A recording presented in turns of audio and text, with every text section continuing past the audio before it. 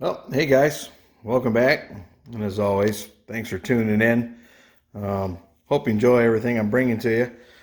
Anyway, as you can see, I got the motor on the engine stand. Took a little bit because the mount back here for this engine stand did not quite want to fit that bolt pattern on this motor where the bell housing bolt pattern is. So I ended up drilled another hole in this bracket here. They got some pieces of pipe. Took them in the shop, cut them down a length, squared the ends off, so nice flat edges. So anyway, it's on the engine stand. A little more overhang than I care to have. This engine stand actually I bought, man, I don't know, 30 years ago or so, back when I was building real hot rods. But it's not my first choice because of the overhang of the motor. As you can see, there's, let's see here, quite a bit of overhang, so it can get kind of sketchy. But they say these things are rated for a big block, but I don't know if I'd even go that far. But anyway, it's on there. Just show you a few things here. So I did find out Rogers remanufacturing, I guess back in the 50s, 60s, Rogers was a well-known, big-time, high-quality, supposed to be high-quality, really good engine remanufacturing company. And as you can see over here, mains are turned 10 already, rods 20, and this thing had a 40 thou overbore already in it. And being a 216, it probably originally had the cast iron pistons, and they upgraded it with aluminum pistons and yada yada yada. Also, I did find out, I looked up the block number. As you can see, HCQ is a 1950 block. So I don't know what happened to the original block. It's definitely not an original block. No big deal. The more and more I get into this, chances are I'm probably gonna, I don't know, it's probably gonna go bye-bye. I'm finding it's really either wore out or there's a lot of rust and corrosion. So I got the pan ready to go. I figured we'd pull the pan off, see how bad everything looks inside. Yeah, I'm not counting on anything special. I would like to know though, is if being a 50 and a reman, if it actually has on the rod bearings inserts versus Babbitt. That would help a little bit, maybe if the crank and everything's okay, and we'll see how the cylinders are when I get the pistons beat out. But right now things are not looking too good, so bear with me here. I'm gonna throw the phone. But how'd you like that show, right? All over the place. Put the phone back in the stand. There you go, so you don't get one of these, me hanging on the phone the whole time. Yeah, I'm shooting the video with my phone, my Android, so it seems to be the easiest. I just take it inside and download it, and all that crap makes it easier. So anyway, let's pull this pan off, and we'll take a look together and see how bad things look. Let's see here.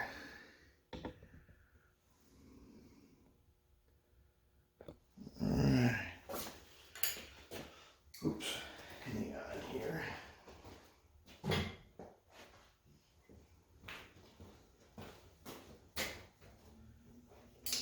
Nice handy dandy cup holders. It's about all blocks are worth for us. Packing those cylinders full of ice and putting your beer in there and keeping them cold at this point. Anyway, so gloves. Over the years, I just got tired of my hands getting all nasty and everything. And, it's like sometimes when you get older, you get smarter, right, and wiser. So, brother-in-law works at one of the major 3 automakers, one of the plants. And anyway, he kind of snagged me some of these gloves. And I got to tell you, it's got this rubber coating on here. And that is literally, that's my hands after I've been tearing everything down and using these, and literally nothing gets through these gloves. No, this is not a sales pitch, but I've used a lot of the other ones, and I find these things actually work really, really good. So if you're kind of looking for a good glove that actually will not get all in your, leak through and cramp in your hands, and I mean, I've had them covered with liquid and everything, and they just don't leak through. Now the backside here probably leak through, but this has got a rubber coating on everything. Anyway, moving on. So let's pop this pan off. Let's just see what we got going on here.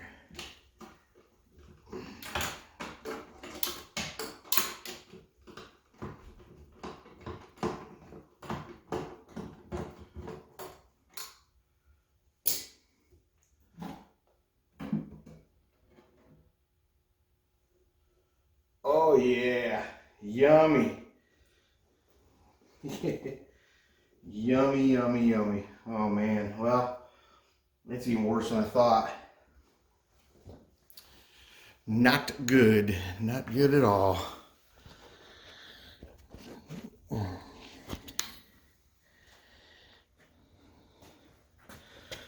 Man, look at all the yummies in there. We got a little sludge back here. Rust, corrosion. Yeah.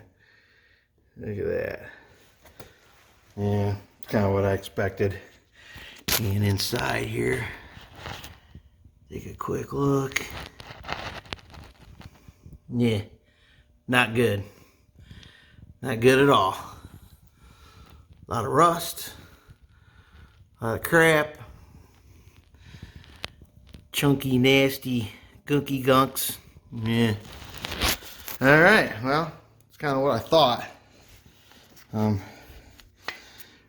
Even these lifters are all, I mean, they're just rusted in.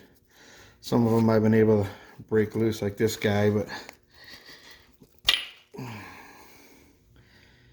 yeah, things are not looking good. So I don't know, it's looking more and more of just source another motor. I mean, I've rebuilt worse, but you know how much I really want to put in it.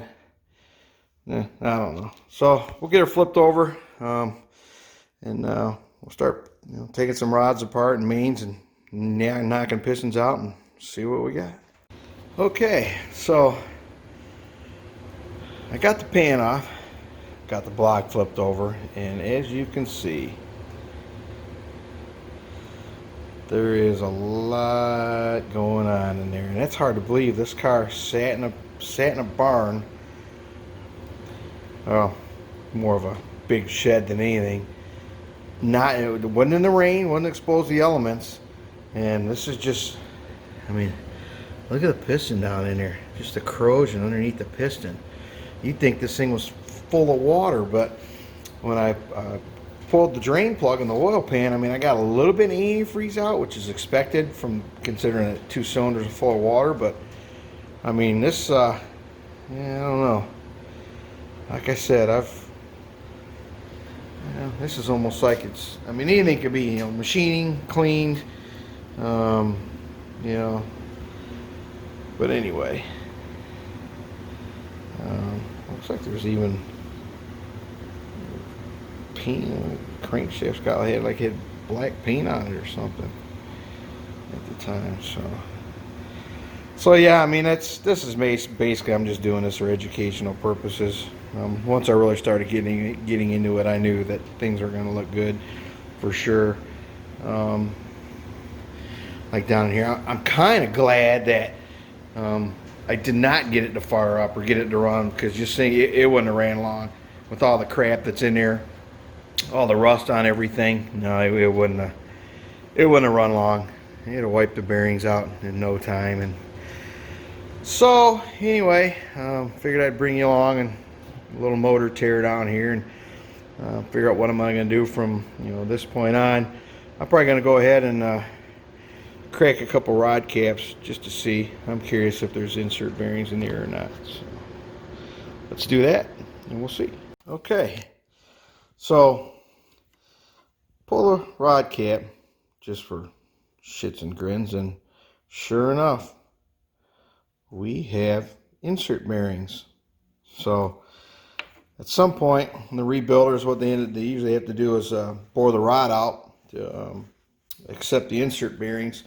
So that's a plus, right? One good thing, not having to deal with rebabbiting the rod bearings. But as you can see, crank is just, and this side didn't even have water in it.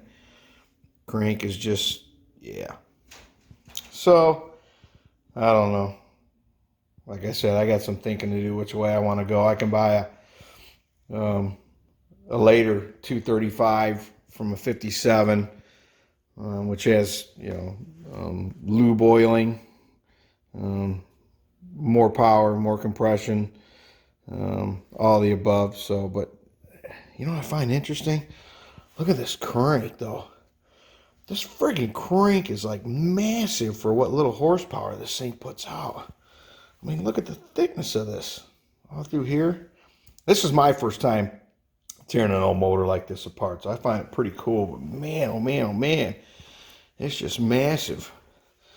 And then, you know, the width of that, you know, that rod. Look at that, there's my thumb. Look how big that rod and that cap is. It's like way overbuilt, for sure. So anyway, what a shame. I was kind of maybe hoping the crank would just be, you know, maybe clean up, salvageable, polishable. I don't know. So anyway, there you go, guys. Tore the motor down. Figured I'd bring you along. We do a quick tear down and go from there. So thanks for watching, and see you next time.